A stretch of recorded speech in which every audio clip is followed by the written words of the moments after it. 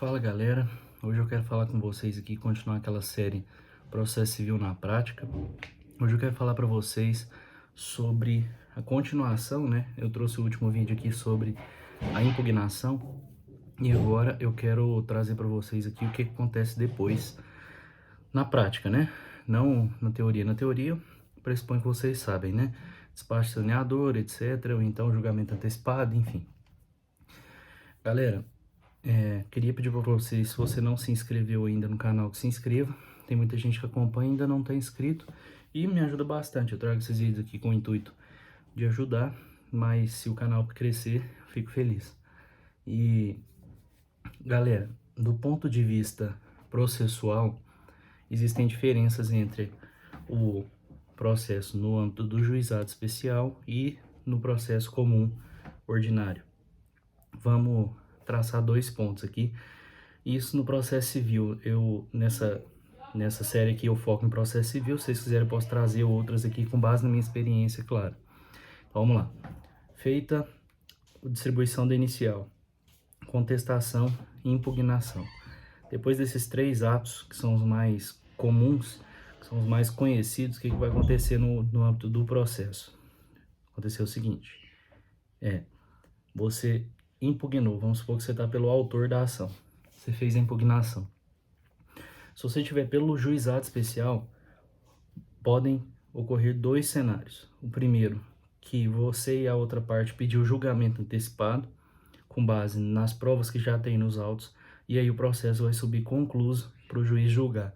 Então vai aparecer na movimentação lá no PJE, no ProJude, o sistema que você usa, concluso para julgamento. Mas isso só ocorre se vocês concordarem pelo julgamento antecipado. Se uma das partes quiserem instruir, quiserem provar mais alguma coisa, quiser alguma diligência no processo, ele não vai subir concluso, ele vai subir para o juiz despachar e determinar uma data de audiência de instrução e julgamento, ou que seja feita a diligência requerida. Então, por exemplo, se você entrou com um processo no âmbito do juizado especial para, sei lá, questão de fraude bancária em cartão de crédito e você quer que seja oficiada a operadora do cartão, ou o Banco Central, alguma coisa.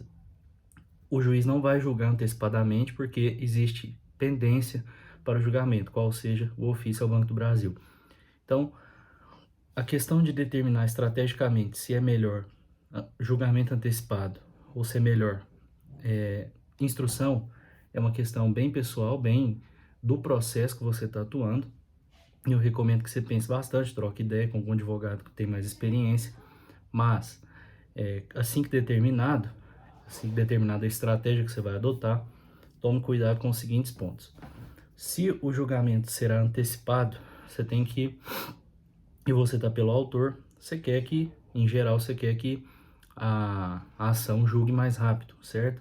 Então, basta você pegar o telefone, ligar na secretaria e falar para fazer a conclusão para julgamento.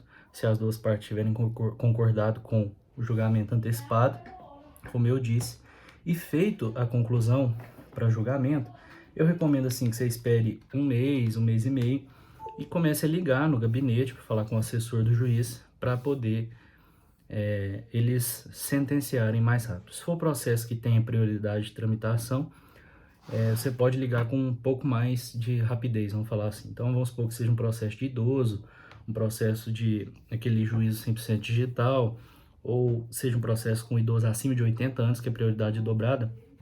Recomendo que dê aí 3 semanas, um mês no máximo, você já começa a ligar para cobrar a sentença.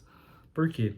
Porque se você largar lá, eles óbvio que vão julgar, isso é fato, não vão deixar parado para sempre, mas o advogado tem que ser mais diligente, essa é a minha percepção da carreira atualmente. Então, pega o telefone, deu um mês, começa a ligar, fala, mas na educação, não é cobrando, tipo, sentencia meu processo, não, fala, tem um processo, número tal, que eu advogo pela parte autora, e ele tá aí há um mês, concluso para julgamento, queria que vocês pudessem me dar uma data aí para julgamento, então, se pudesse fazer essa semana, porque o cliente está me cobrando.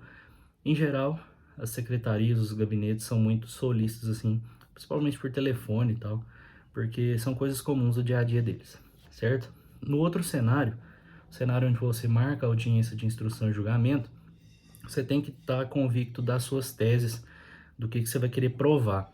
E sobre isso eu tenho um vídeo aqui no canal sobre audiência, instrução e julgamento. Te recomendo assistir antes de fazê-la.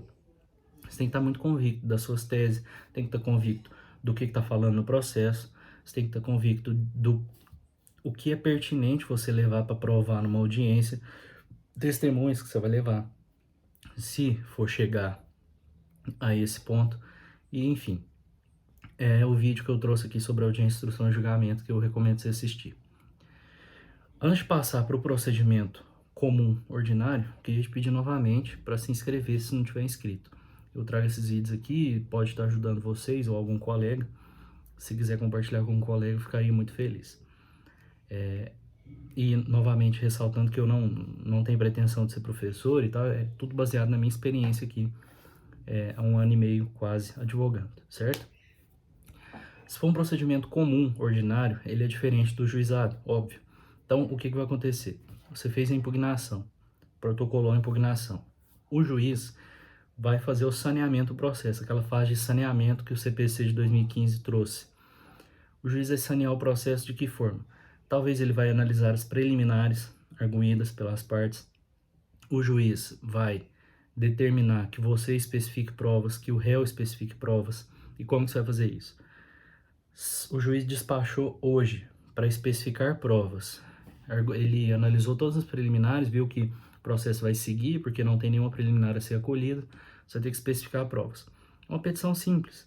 Vamos supor que você está pelo autor. Você vai especificar, eu quero prova testemunhal, eu quero prova documental e eu quero prova pericial. E aí você tem que motivar. Lógico que você não vai falar o que você quer provar especificamente para não adiantar a tese para a parte contrária. Mas você vai falar, eu quero prova testemunhal para provar a extensão do dano, eu quero prova pericial para provar que a assinatura é verdadeira, eu quero prova documental para provar que houve a negativação indevida. Enfim, você vai especificar as provas de uma forma mais genérica, mas motivando-as sem adiantar a tese.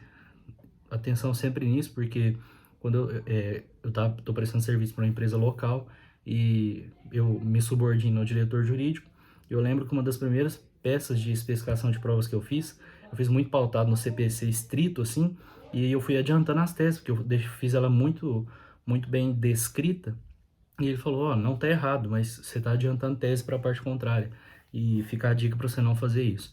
Então, tô repassando essa dica para vocês, né? Então, cuidado na hora de especificar provas para não adiantar as teses de defesa ou as teses de acusação, ou, enfim, as teses do autor, né? Em que pese você ter que fazê-lo por cooperação processual, enfim. Feito o despacho saneador do juiz, você não precisa contar o prazo do despacho do juiz para poder especificar as provas. Você vai ser intimado do despacho. O PJE vai te intimar, o Projude vai te intimar. Ou de forma explícita, vamos dizer assim, ou pelo prazo de ciência expressa. Claro, você tem que ser diligente, tem que acompanhar o seu PJE. Eu não estou dizendo aqui que você pode deixar os processos parados lá, que um dia vai chegar a cartinha de intimando. Não é isso. É que você não precisa contar do despacho do juiz os seus atos. Você vai ser intimado. E aí, intimado, você vai ter, em geral, 5 dias para especificar as provas. Então, feito isso, o juiz saneou o processo, ele vai marcar a audiência de instrução e julgamento. Fechou? Então, acho que por hoje tá de boa, questão do processo civil na prática aqui. Próximos vídeos eu quero trazer a parte que precede a audiência de instrução e julgamento, ou o julgamento no âmbito do juizado especial. Fechou? Espero que vocês tenham gostado. Se tiver gostado, deixa aquele gostei. Falou? Um abraço para vocês e até mais.